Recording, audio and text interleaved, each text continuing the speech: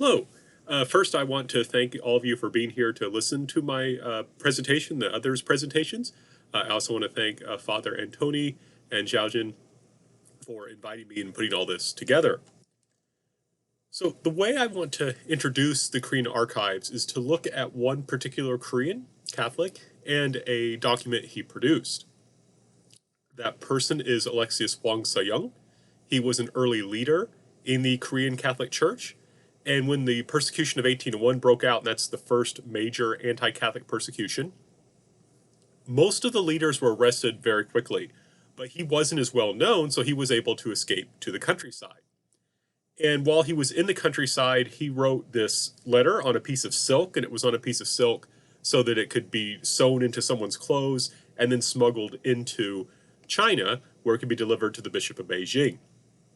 And much of this letter is dedicated to describing the history of the early Korean Catholic Church and talking about the outbreak of the persecution and the people who died in the persecution.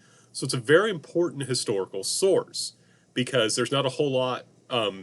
Most of the documents about the persecution are from the government's perspective, and they just don't include the kind of information that Alexius Hwang includes.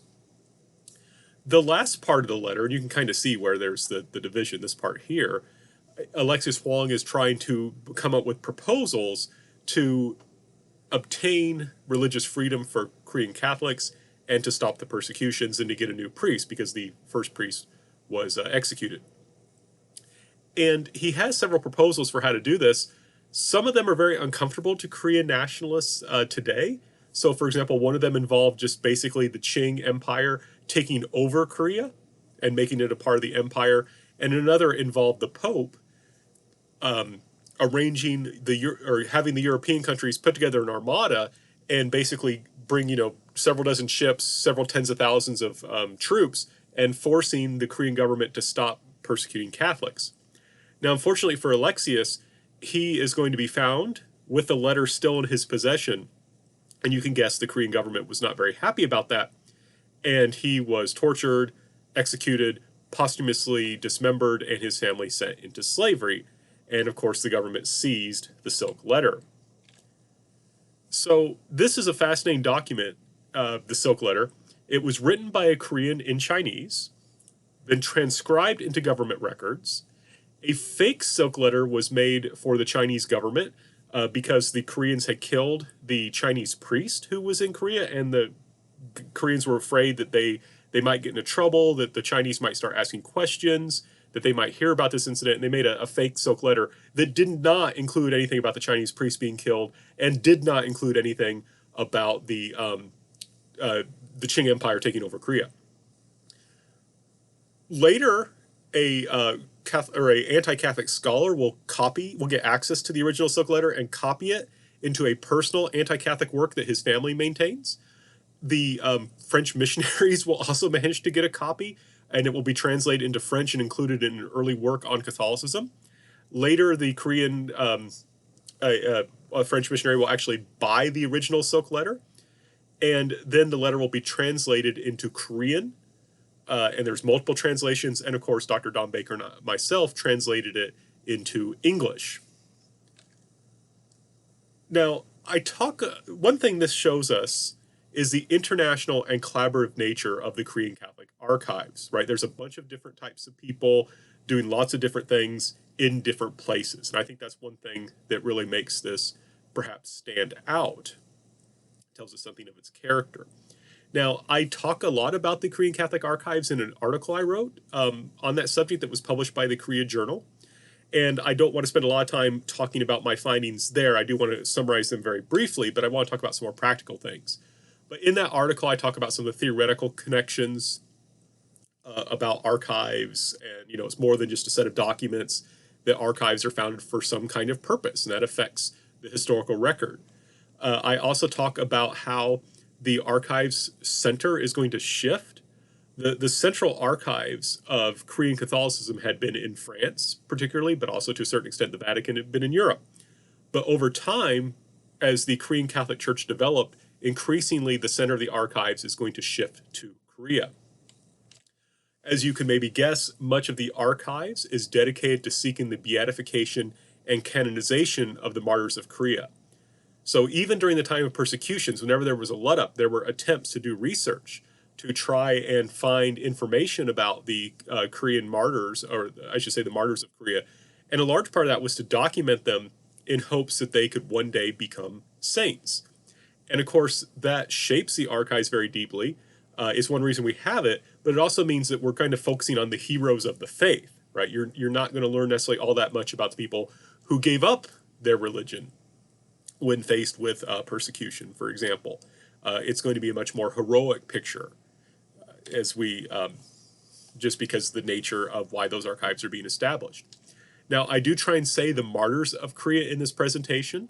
It's interesting that over time, as the archives have shifted over to Korea, there has been more and more focus on the Korean martyrs, the people who were ethnically Korean. But it's important to note that there was a Chinese priest who was executed and a lot of French missionaries who were killed.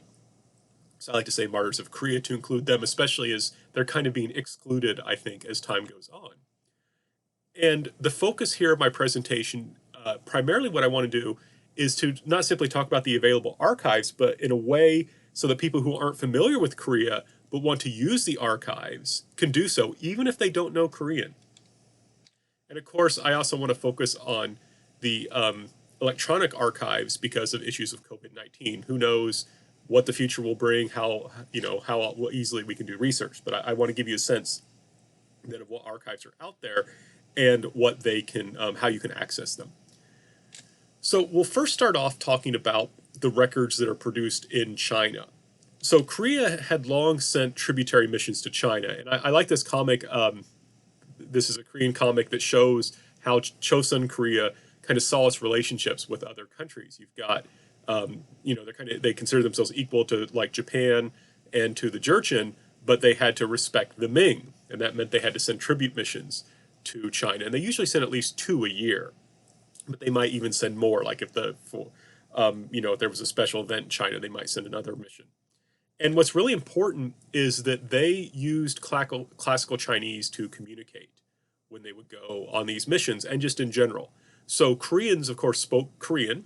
After King Sejong, they could write in Korean, but the principal language of the scholars was classical Chinese, and they were quite good at it. And so even though they maybe couldn't speak to Chinese people, they could write back and forth, using brush talk to educated Chinese scholars. And this also meant that when they were in when the Koreans were in China, they would also purchase books because, of course, they could read Chinese books just fine. And this also means they had the ability to connect with Catholic missionaries, to go to to China and talk using brushes to Catholic missionaries who could write in Chinese. And there were a sufficient number of that Koreans would make contact with them when they were in Beijing. And this actually became kind of like a tourist destination where they would go on tours and see all the Catholic cathedrals there. Now, initially, there's Koreans are learning about Catholicism starting in the early 17th century. There's no converts until the late 18th century. So there's this initial rejection of Catholicism. But the key thing is, eventually, it is through this Chinese route that Koreans first learn about Catholicism and then start to practice it, and then actually convert to Catholicism. And that means that there's going to be a lot of China-based records, right? There's going to be a lot of records of things being written about Catholicism and its connections to Korea in Chinese. So, for example, Pak Jae-ga is a non-Catholic scholar who will go on these tribute missions and will meet Catholic missionaries and write about them and write about their religion. And you have multiple travelogues like this that talk about Koreans' initial kind of impressions of Catholicism. So you've got some non-Catholic Korean voices talking about it. You've also got missionaries in China who will write about meeting Koreans, especially once you get a Korean Catholic community established in the late 18th century, they start sending reports back to their missionary order or to the Vatican. And one nice thing, and this goes to this whole thing about this kind of shift of the archives more and more to Korea, they're going to be sending things back. Korean scholars will go to these archives in the Vatican or in France and transcribe and translate the documents. Now, unfortunately, this one here only has translations. It doesn't have transcription, so it won't help you that much if you don't know Korean. But they are producing that kind of documentation. And sometimes Koreans will just buy things in China and then circulate them or copy them. So, for example, this is the Sunjong Hwangik, the kind of great holy year of great prophet, which is basically just a list of holy days, saints' days, and then kind of meditations and prayers for each day. And that's something that was produced in China that Koreans could use just fine if they were educated. Now, of course, they would eventually translate a lot of this stuff, but they also circulated in Chinese as well. Another important source that's also in Chinese is the Shilluk, and these are the court records. And I believe this is a tradition that started in China, but basically when the Korean king would die, the historians would take the various documents that were recorded, the various notes and journals that were recorded within the court every day, and then make them into an official history of that king's reign. And of course, this would naturally cover the persecutions, because the anti-Catholic persecutions were carried out by the government. The government was not ashamed of this. In fact, they used the persecutions to show how they were a good Confucian state that was dedicated to defending orthodoxy and suppressing heterodoxy. So so they have these public records where they had discussions about Catholicism. They said, how dangerous is this religion, this evil religion? What should we do about it? And they had disagreements at court. So if you're interested in something like that, looking at how, some kind of comparative study of discussions, government views of Catholicism, this is something you could presumably look at, even if you don't know Korean. Now, how would you do that? Well, you would go to this website here, right? You may want to grab your phone and take a picture. I don't know if they can circulate my PowerPoint. You can always contact me. And if you go to this website, you'll notice that most of it's Korean. And if you don't know Korean, it's maybe not that useful at first when you look at it. But you can go here and you'll notice that you can enter Chinese here. And this says evil learning, right? Which is a term they often use for Catholicism. And if you hit the red button, that's gomsek, which means search, then it will give you all the entries for evil learning. Now, again, you may look at this and say, well, I don't really understand this because I don't know Korean. Well, this says Korean or national language, this button here, but this button here, wonmun, means original language. So if you were to click on this button here, the original language button, you would get something like this, right? So, it's the same titles, but now we've got the original Chinese. And these names up here are the names of the different kings that there's records for. So, for example, Zhongzhou, Sunjong, Honjong, and Joljong. Those are the kind of the main kings during the persecutions, and also Gojong. And you can then read the Chinese just fine here. And if you were to click on one of these entries, it would give you then the full text. So you could still access this, even if you can't read the Korean. Now, also, there is a little English button on the right that gives you some information, but this has not been translated into English. So that's one source you could look at. And again, it's all online and searchable. There's also something called the Sunjong Wonilgi. And basically, these are the daily journals that would be compiled to give us the Shilluk. So this is like the raw materials. So there's some stuff here that might not be in the Shilluk. And it's kind of the same thing. You can search it through Chinese characters, and it will give you the information you need. So earlier I mentioned that there were personal anti-Catholic writings, such as the Byokguibyeon. This is one of the places where the Silk Letter was copied into, and that's something that you can get access to and read in Chinese. I actually have a PDF of it if anyone wants it. I'm happy to send it to you. But you have this kind of anti-Catholic writings.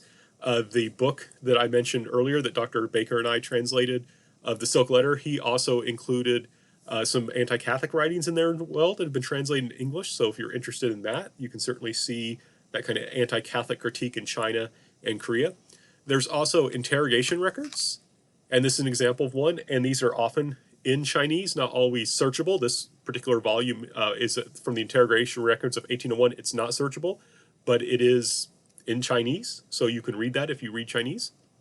And the interrogation records, it depends on what you're studying. A lot of it is just, they're just trying to find information out about Catholics, like, okay, who are the Catholics? Where do they live?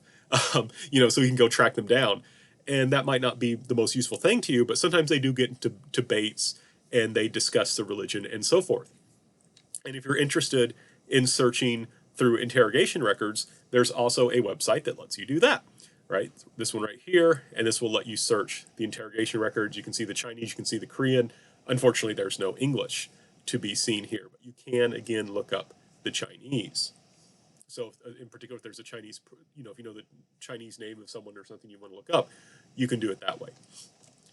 Now, if you don't know Chinese, but you're interested in the Korean Catholicism and you know French, one thing to look at is the 1874 history of the Korean Catholic Church. And this was put out by Charles Dallet, who was an MEP missionary. He was in contact with the Catholic missionaries in Korea. And this covers like the beginnings and some of the early history up to about 1864. The last major persecution began in 1866, so it's right before this really nasty period. But it does give a lot of interesting information. There are a lot of documents written by Koreans that have been translated to French here. So if you're interested in Korean sources, you can look at that. And it's also been translated into Korean with annotations, which is very helpful. But that's something that's available on like archives.org.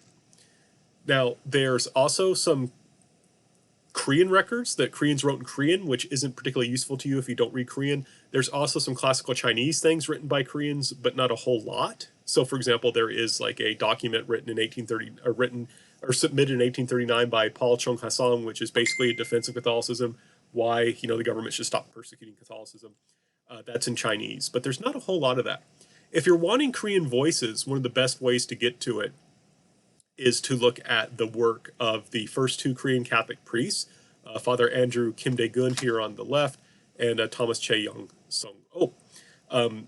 And their letters have oftentimes been translated into Korean, but what's nice is a lot of the collections of their letters actually also include the original French or Latin that they wrote in. So if you're interested in studying the like doing a cross-cultural study of priests, and this is a relatively easy thing to do. Now, you wouldn't necessarily know whether the text has the original language or not in it, but that's something that if you want, I'm happy to help you with, to help you kind of track down. But that's something you can certainly look at. And one thing, again, that the Korean Catholic Church is trying to do, or Korean Catholic scholars, is that they have recently tried to take a lot of the MEP documents and translate them into Korean and publish them. But what's nice is a lot of the times when they do that, they actually also include the original French. So in this case, again, you wouldn't necessarily know it by looking at the title. It might be difficult for you to get a hold of because of that. That actually also has the French letters in it. And again, I'm happy to do what I can to help people get access to these documents. Now, the Korean Catholic there's also something in Korea called the Hanguk Kyoesa Yongguso, founded by Father Chae Sogu. And this is a great institution that you can find in Korea. It's in the Peace Building, which is right next to Myeongdong Cathedral. So it's really easy to find. And you can go there and do research. Again, if you don't know Korean, it can be a little tricky, but it's not impossible. But and right now, I think they're fairly open. But with COVID, no one knows what will happen. But I just want to highlight their homepage, which you can see here. They put out an academic journal, Kyoesa Yongu Studies in Church History, and they put out like a popular journal called Kyohei wa Yoksa, which is Church and History. And both those often include classical Chinese and French documents. And they're a little bit behind, but right now they're online. They have a lot of that stuff online, so you can just go to the site and get it. And again, if you're interested, they do have a search feature. And again, I'm happy to do what I can to help people kind of get access to those documents. So very briefly, some conclusions. So the focus is primarily on the time of persecution, roughly 1784 to 1886. There's different years you can give. If someone else gives you a different year than 1886, that's fine, because the persecutions just kind of peter out. So the period after that has growing interest and more collections are being published on that time period. And it's interesting because, this says the Light of Missionaries, 1886. That's when they had this French Korea Treaty that ended that gave a kind of tolerance to Catholicism. And that's often used as the date to end the persecutions. And usually that's kind of celebrated as the time of religious freedom. And now they've got like a 1886 publishing house, 1886 shop. So it shows a kind of, I think, a desire by some Koreans to focus on the period after the persecutions, to say, hey, there's more to the church than persecution. The Japanese colonial period is very interesting, but it's also very sensitive. There's some records on this time period, but this is kind of a tricky period for the Korean Catholic Church. And I can discuss that more in questions if people want. There's not as much attention on after World War II. That's, again, another growth area, but still, they're still kind of putting together those archives. And that being said, the focus is still the martyrs. There's people trying to, I think, get past that. But we'll just have to kind of wait and see. And hopefully that will lead to the production of more and more easily accessible resources. So thank you very much for your kind attention. And I look forward to the other presentations.